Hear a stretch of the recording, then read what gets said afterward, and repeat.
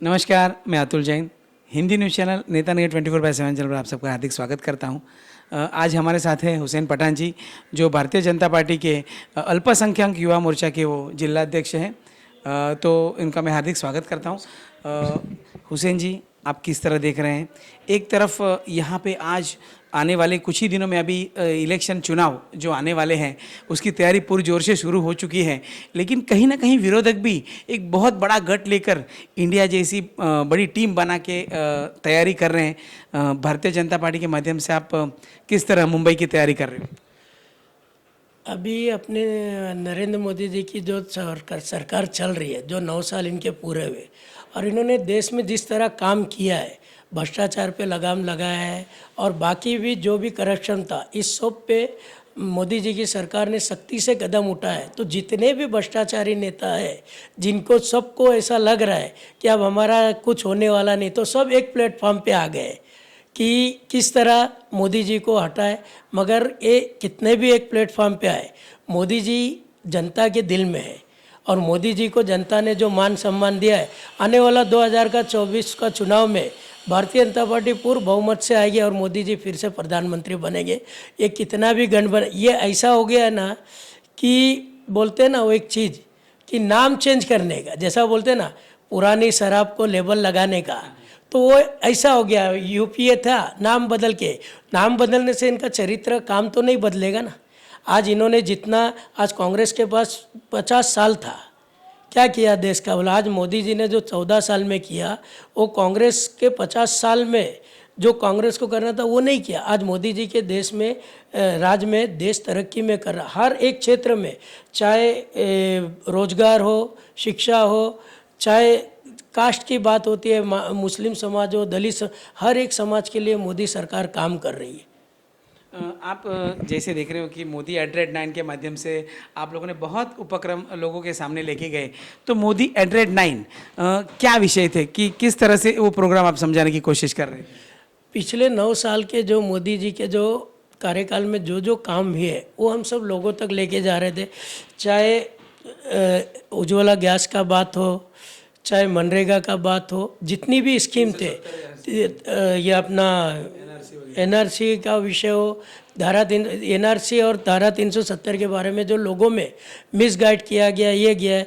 आज मेरे को बताओ, फारूक अब्दुल्ला जैसा इंसान ने बोला था कि अगर धारा 370 हटा देंगे तो कश्मीर जल जाएगा।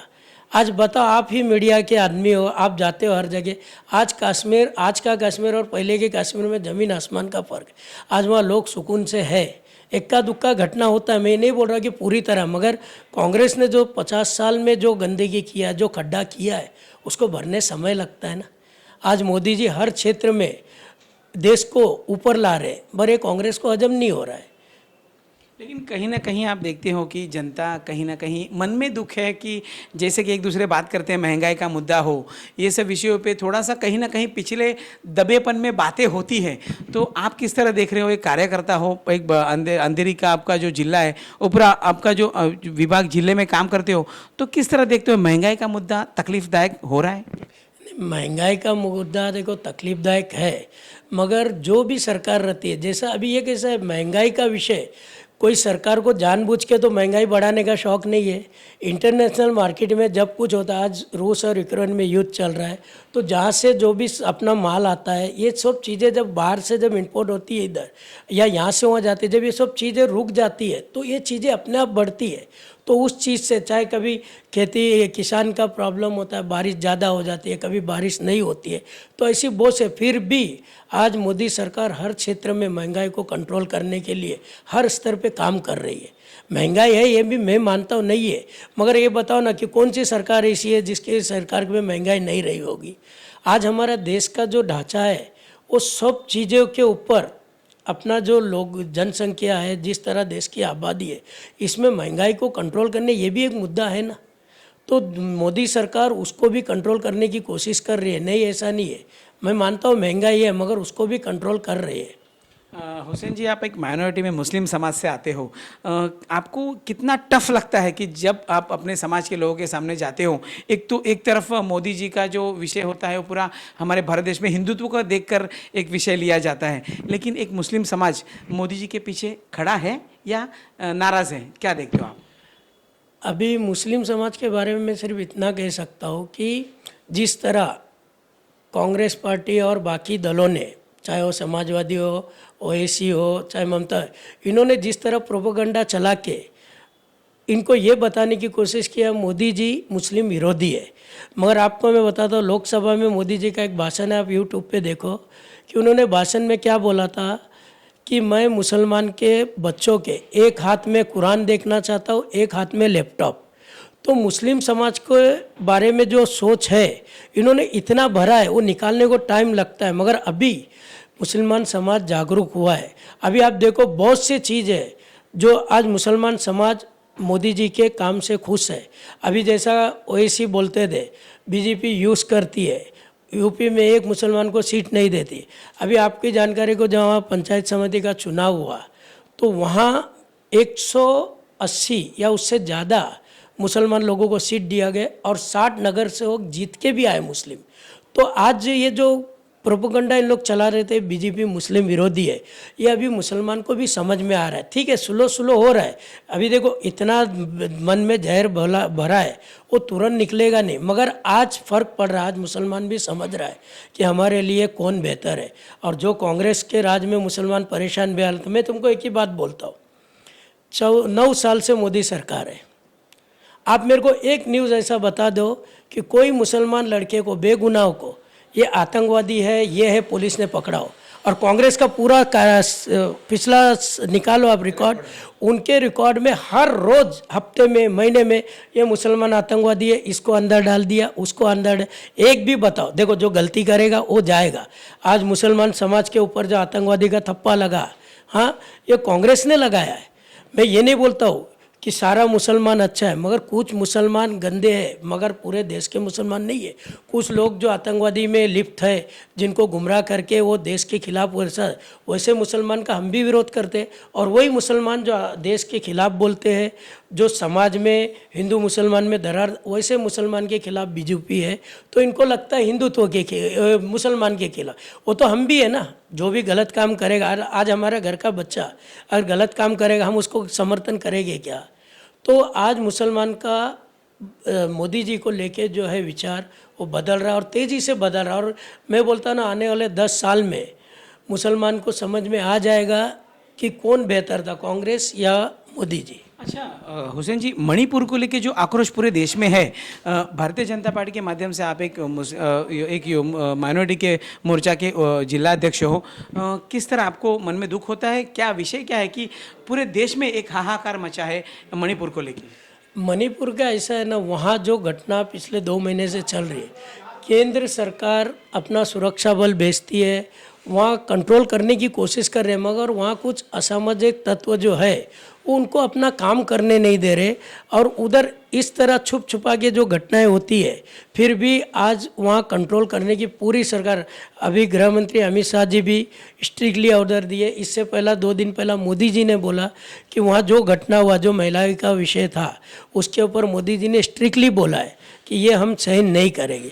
तो मणिपुर की घटना का हम निंदा करते हैं, मगर क्या है, उस तरह उधर जहर घोला गया है 2 समाज के अंदर।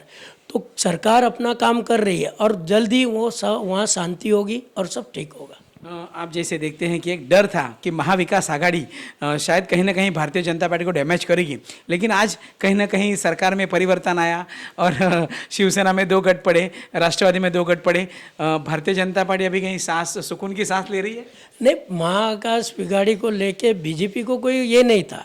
ठीक है, देखो कोई भी लड़ाई टफ होती है, इतना है कि टफ होता था, मगर बीजेपी अपना काम में, बीजेपी देखो दूसरी पार्टी और बीजेपी में यही फ़र्क है। दूसरी पार्टी इलेक्शन के 4 महीने पहले अपनी तैयारी में लगते, और बीजेपी हर रोज़ उनके कार्यकर्ता, उनका ये लोगों के बीच में, तो हमें उतना, ठीक है, टफ हो सकता था। और अभी अजीत पवार जी आए तो उन्होंने क्या बोला, वही चीज़ हम बोल रहे हैं ना कि मोदी जी के विकास को लेके वो आए हैं। तो मोदी जी देश के विकास कर रहे हैं, विपक्ष को भी समझ में आया है। जो लोग प्रोपेगेंडा चला रहे थे कि मोदी जी कुछ, आज ये लोग आ रहे, क्यों आ रहे? क्योंकि इनको मालूम है आने वाली सरकार भी बीजेपी की है और विकास करना है तो बीजेपी के साथ चलना है। हुसैन जी, जैसे आपने कहा कि मोदी जी का काम अच्छा लगा, इसके लिए अजीत पवार जी आए, शिंदे गुट के 40 लोग को लेके शिंदे गुट पूरा आया, लेकिन इन लोगों पर भी सबसे पहले भ्रष्टाचार के आरोप लगे हैं। तो ये आरोप लगता है भारतीय जनता पार्टी पर कि कौन सा वॉशिंग पाउडर आप यूज़ करते हैं कि वो यहाँ पे आके धुल जाते हैं?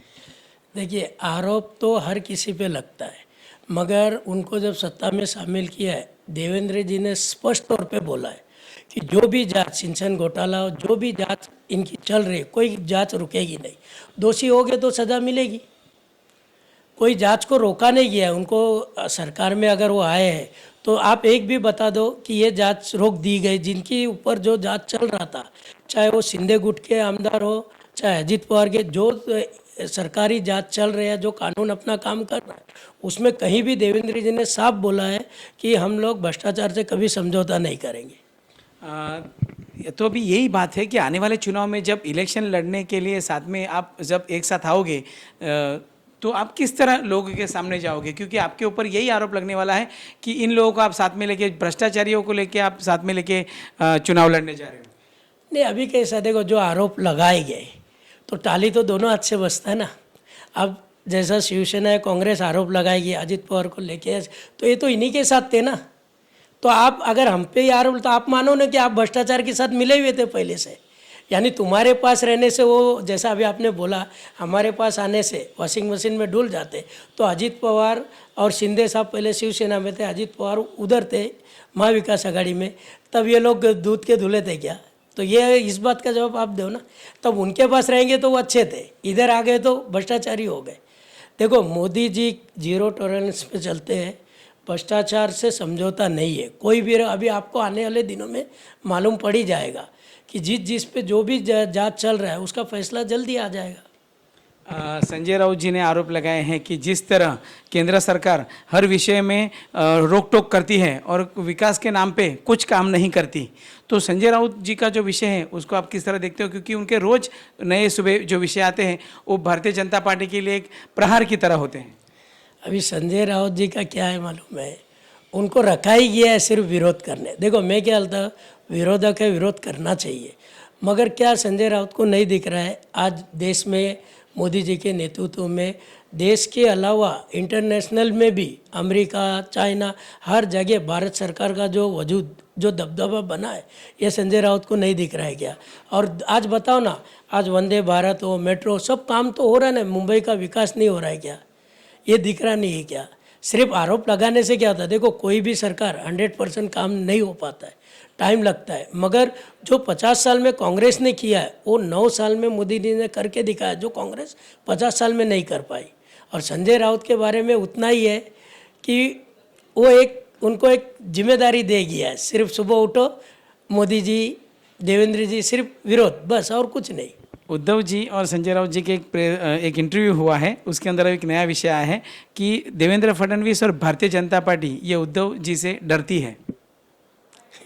अभी वो उनके मुंह से बोल रहे हैं ना, डरती है। देखो, देवेंद्र जी जो है वो भारतीय जनता पार्टी के महाराष्ट्र के एक वरिष्ठ नेता है, और आज उन्होंने अपनी कार्य क्षमता है, उनकी जो शैली है, उन्होंने दिखाया कि राजकारण। अभी उन्होंने उस दिन भी एक स्टेटमेंट में उन्होंने क्या बोला, जैसा अभी आपने थोड़ा देर पहला जो उन्होंने क्या बोला, ये जो अजीत पवार वाला विषय शिंदे, देखो, हम लोग भारतीय जनता पार्टी राजनीति में 80% समाज सेवा करती है, 20% राजनीति करती, तो वो राजनीति का हिस्सा है अजीत पवार या शिंदे। देखो, राजनीति में हमें तो कूटनीति तो चलना ही पड़ता है, मगर 80% भारतीय जनता पार्टी समाज सेवा करती है, और इसका सबूत जनता है ना। अगर हम गलत रहेंगे तो जनता चुनाव में हमको जवाब देंगी ना। संजय राउत कौन होते जवाब देने वाले? हुसैन जी, जैसे आप देखते हो कि हिंदुत्व का मुद्दा ये सबसे बड़ा मुद्दा है और इसी मुद्दे को लेकर राजनीति होते रहती है। तो जैसे कि महाविकास आघाड़ी इसके पहले थी, तो उद्धव जी पे सबसे बड़ा आरोप लगा कि आप लोगों ने हिंदुत्व के मुद्दे को छोड़ दिया है। उद्धव जी ने छाती ठोक के कहा कि नहीं, मैंने हिंदुत्व का मुद्दा नहीं छोड़ा है। लेकिन जहाँ पर जो राष्ट्रवादी कांग्रेस विरोध कर रही थी, वही राष्ट्रवादी कांग्रेस आज भारतीय जनता पार्टी और शिवसेना के गुट के साथ सरकार में बैठी है। तो हिंदुत्व का मुद्दा कहाँ है, या हिंदुत्व का मुद्दा है ही नहीं? विषय क्या है? ये हिंदुत्व का मुद्दा भारतीय जनता पार्टी का है। ये सवाल तो आप राष्ट्रवादी से पूछो ना, जो वो बोलती थी कि बीजेपी ने हिंदुत्व छोड़ा। हम तो बीजेपी की जो विचारधारा है वो बीजेपी ने नहीं छोड़ा है, लोग हमारे साथ आके हमारे विचारधारा से चल रहे हैं। बीजेपी ने विचारधारा बदला नहीं ना। आज बताओ ना, एक भी उदाहरण दो कि बीजेपी ने अपना विचारधारा या अपना हिंदुत्व छोड़ा। आज बहुत अच्छा लगा, सीधी बात हुसैन पठान जी से हमारी हुई और हर सवाल के अच्छे जवाब उन्होंने अच्छी तरह से दिए हैं। और राजनीति में चाणक्य नीति तो खेलनी ही पड़ती है, ये हुसैन पठान जी ने बताया है। मैं अतुल जैन, हिंदी न्यूज़ चैनल नेता नगी 24/7। Thank you.